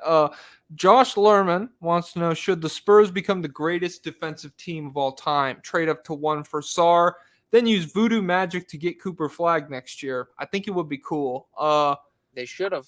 I think they could still. I mean, Castle's a good defender. I don't know if he's worse than Sarr probably, but you already have Wembanyama, and you don't have to make him play fucking powerful. I don't know. I think they could still get Flagg. They're going to be dog shit next year. So who's to say? I think it's still in the mix. Oh, jeez, that tasted like pure coffee. Oh. Gabriel Esparza, the Bulls front office tried to pull a Doctor Strange in Infinity War, but in reverse. Instead of having only one scenario where they win, like the movie, they had one scenario when they lose. And they did it with the Caruso. I assume this is talking about the Caruso trade. And then it also says My Hero Academia ending in August now, which I've fallen off. I have not watched like the war arc or anything with My Hero. I don't read it. I keep getting spoilers. I swear it's ended like 10 different times. So I don't know what's going on there. The Bulls are the Bulls are similar to Doctor Strange. The Bulls are like if Doctor Strange if he never got powers and he was never a doctor and he was just an idiot the whole time. And then he still got into that car crash and still couldn't do anything. That's what Arturas Karnisovas is. Oh my god. They were like, oh, my hands are shattered. Now I can't use them to hit my thumb with a hammer while I'm trying to nail. I can't smash coconuts with a rock. Crap. Oh, rats. Mr. Moneyline. Grizzlies fans are going wild trying to figure out this big man situation. I think seeing OKC Caruso's trade sent a shockwave of fear that we will end up with is Kevon Looney. I'd like to see the Grizz run 5 out to clear the paint for Ja and Bane. Seems somewhat impossible with what's available. A healthy player is the top priority right now. What we need is a power forward / small forward who can rebound and stretch the floor. I love approaching these with hindsight. You're getting this Zach guy Edey. doesn't know what's coming. You're getting Zach Edey, and you'll fucking like it, okay? Oh, my God. There was another Grizzlies one here that said, oh, Ethan Wilford, will the Grizzlies win 1, 2, or 3 championships with Edey as their starting 5? Probably 0. Probably one for every 2.5 feet that he has. So 3. Hey, good for him. Good for them, too. That's a really good return in terms of height. I mean, who's that big white guy who got hit by a car? He was in Space Jam. He was like a shot blocker in the 90s. Matthew Broderick hit no the car. So it's not him. Sean Bradley. That's who I was thinking of. How did he get hit with it? Was he cycling? Yes. Which dumbass driver. Still. How do you not see that guy? How big of a bike does he have? It's probably custom. God. Augusto Dabos says, are you guys fans of any older anime or manga? I know I would like Fooly Cooly. I believe that's pretty old. At least like early 2000s. And then I love Cowboy Bebop. It's fucking based as shit. It's dope. And that's like late 90s, I think. My favorite old anime is One Piece. Started in 1997. That's crazy. I like how long ago Samurai Champloo? That's probably early 2000s. But yeah, Cowboy Bebop was fine. What other 90s stuff was there? Like I like ones that started back then. But I've never seen Yu Yu Hakusho. Just got put out on Netflix. I might watch it. I hear really good stuff about it. I know that I gotta sit down and go through that. I watched a little bit of Hajime no Ippo. That was good. Yeah. Another thing with the One Piece journey is that I'm also now at the point where, like, over the last 5 episodes, the animation has gotten like exponentially better each episode. Oh yeah, it's they very really strange. Get up there. And so, like, yeah, that's another. I'm like, I've been going through 300 episodes of like late 90s animation. I'm like, why are the lines so fuzzy? And now it's like, probably Dragon Ball Z. I've Dragon Ball Z pilled. I never watched it. It's the icon. I know, but like, I just never got into it. And now there's a million. I don't know where to start. I'm intimidated by new things. You don't have to watch any of the new stuff. I think I'm just gonna rely on the media that I already know and I'm comfortable with, and I'm never gonna try anything new. Dante, not sure if this is a podcast question or more of a YouTube video, but would love to hear more about Pablo's process for learning about and building his opinion on prospects. Say you're looking at a new guy, say Lachlan Ulbrich in Illawarra in the NBL. What do you do to figure him out? Start with stats. You can learn a lot from stats. You look at the basic stats. There's calculator. There's some indicators there. You look at how many assists does he have? What's his assist to turnover specifically? You look at 3-point shooting. You look at true shooting. You look at steal rate. You look at block rate. You look at how many free throws does a guy get. So you can get a lot from the stat sheet. And then you watch. And then in order to learn what to watch for, you got to find smart people to tell you what to watch for. The people I learned from all work in NBA front offices now. They used to post online, but now they don't. So I got in early, and you can't get in. Haha. So thanks for the $5, Like when Bill man. Gates had a computer before everyone else. Perfect. All right, let me delete these. Clear out my fucking blah blah blah. Oh, Fart wants to know, Oh, Fart. Joestar, what build would some NBA players be if they were thrown into Elden Ring, and who is most likely to be a trash build? Who's getting the Elden Ring first? Pablo, which NBA players are most likely to join the Vanderlind gang, and which character are they most likely to emulate? Draymond as Micah Bell makes a lot of Yeah. sense. What's the Vanderlind gang? That's the gang that you're part of in Red Dead Redemption. You're the storyline. You're like You're part of a gang, and you travel around doing heist stuff. Okay. So in terms of Elden Ring shit, I went into the game blind, and I've been reactively watching tutorials based on shit that I encounter. So I did not watch any tutorials going in. I don't know jack shit about making an effective build right now. I'm having fun. It's hard, but it's cool. But in terms of like synergy of items working together, or like, I don't know, the meta builds with like certain weapons and things like that, I don't know anything. And so I would wager if a player was going to be a trash build, they would just like any stupid NBA player you can think of. I won't name names because I don't want to be mean to anybody. I'm already pretty mean on this show, but I don't want to actively call somebody stupid. But if you think they're not good, if you think they can't read defenses effectively, I don't know how they would be able to, read fucking attack patterns of Godric the Grafted or something like that. They're getting fucking washed. So yeah, the smarter a player is, Chris Paul, for example, I think he'd be incredibly effective in Elden Ring.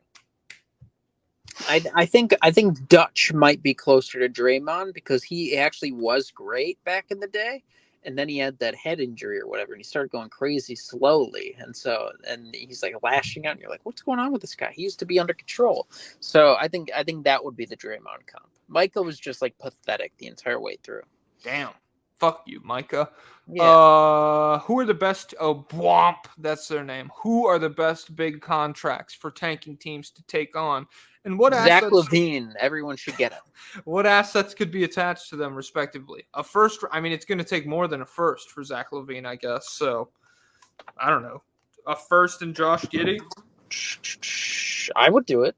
Well, actually, a first. I don't want to give up a first.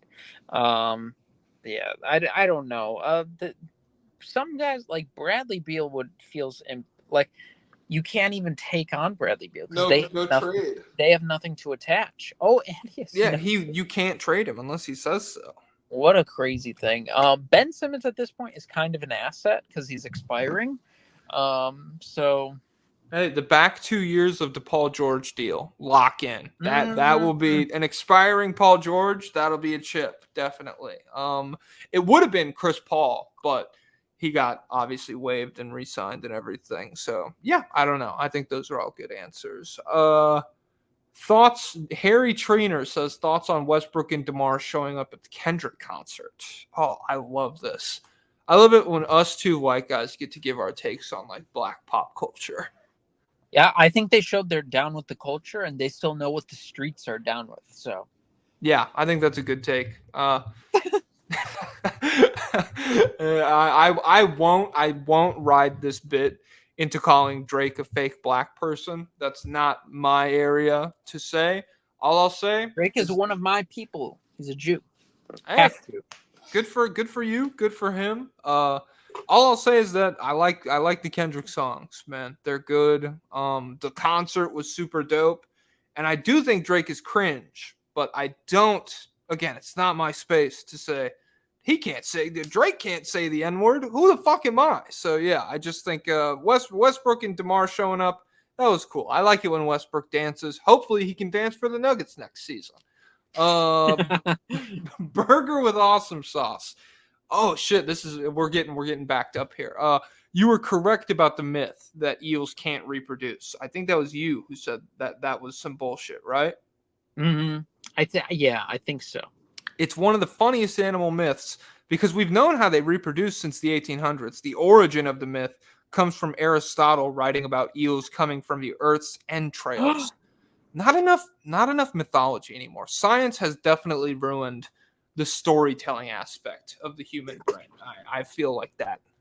We're trending back, I think, because people are dumber than ever. Like, they're posting videos of CGI giants, and they're like, "Oh my, is this real?" A giant spotted on the top of a mountain, and it's like a guy at the top of a mountain. Oh my god, yeah. Shout out to the Earth's entrails. Fart again. Thoughts on the JJ Redick interview from today? Damn, this is old as shit. This is when he was the head coach. I thought he was well spoken. I didn't like how he said the F word though. Yeah, I can't believe he swore. I think the coach needs to just be a little bit more put together than that. Like, I get that you're coming from an unprofessional kind of like sector in the podcasting sphere, but you're an NBA head coach. You're an ambassador for the league, and you're saying the F word to reporters and stuff. Come on, man. You know what's a certified dumb guy take that people throw out is that JJ Redick talks down to me. I don't like JJ Redick because he talks down to me. He's not talking down to me. He's talking down to you. If you're offended by it, when he's like, "You're stupid for thinking about basketball this way. You're an idiot." He's not talking to me. He's talking to you. I don't like interact with like a lot of JJ. I watch the pod and shit, or I used to, I guess. I've never felt that way. I've never been like, "Oh, why are you being mean to me right now?" No. He would go on First Take a lot and do it, and people would be like, "I don't like this guy. He thinks he's smarter than me. He is. He is. You're so far beneath him. You're dumb." Him, like, he's a smart NBA player. The dumbest NBA player is infinitely smarter about basketball than you are. Even if they've never had to like mentally put into words their intelligence about basketball, like if it took them 20 minutes to come up with an answer to a tough basketball question, inherently through their like innate talent, they're much smarter than you about basketball. So that's just something you guys need to figure out. Tom wants to know, who is going to go down the Kendrick Nunn career path next? Undrafted to second in rookie of the year to out of the league is crazy. Oh, man. Who was on the rookie team this year? Who was? Maybe if Podziemski turns out to be an asshole.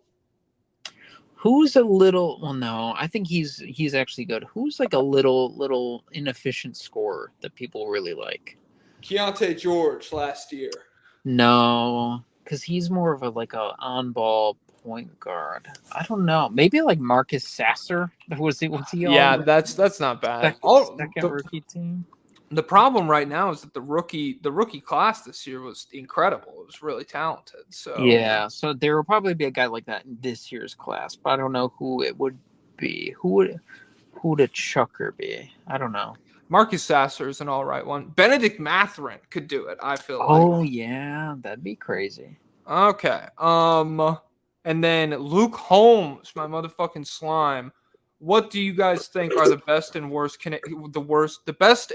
case scenarios for the Hawks in the draft? I think we have seen one of the worst case scenarios play out for the Atlanta Hawks in this year's NBA draft. Zachary Rizache, number 1 overall. He could be good. He could be. Maybe anybody could be good. You could be good, Luke Holmes, if you work hard enough. I could be good. I could be their pick next year. Yeah. But in terms of, I don't know, everything we've come to traditionally associate with projecting talent in the NBA, not a great pick. Doesn't really obliterate the field. So, yeah. But that's what the haters want you to say. Zachary Rizache versus the world. ATL versus the world. ATL versus the world. Washington versus the world. Not versus. Washington fucks with the world because we got Alex Sarr, and the world thinks we're really smart and cool and stuff. No, but the world hated John Wall's Dougie. Hey, Bub Carrington, he added John Wall on Twitter, and he was like, "Can I come out to the Dougie?" And I don't think he got a response, but he was a John Wall fan growing up. So Hometown Kid. All right. I think that's it. These are supposed to be shorter episodes. A fucking calm hour 48 for you guys. You're welcome. That's what happens when we let the requests back up, I suppose. They need guys. If you want to leave a request, Pau Gasol will tell you how. Hey, Pau Gasol, well, he sings How to Save a Life, but if you listen to it backwards, he sings patreon.com/state of the league. Take it away, Pau. Lay down